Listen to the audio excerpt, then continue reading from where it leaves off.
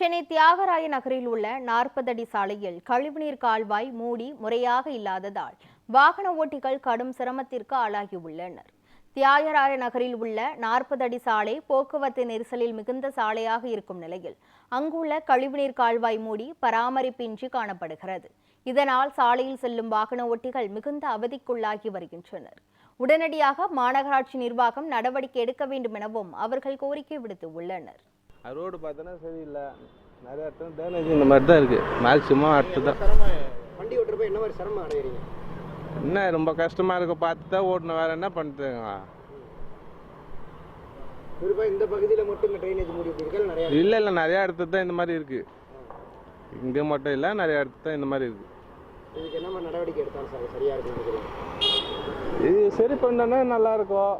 இல்லைன்னா நிறைய பேர் மக்கள்லாம் இதை பாதிப்படும். ஏன்னா மழை டைம் என்ன தண்ணி நின்றுச்சுன்னா தெரியாது. எப்படின்னா என்ன நடக்குன்னா சொல்ல முடியாது.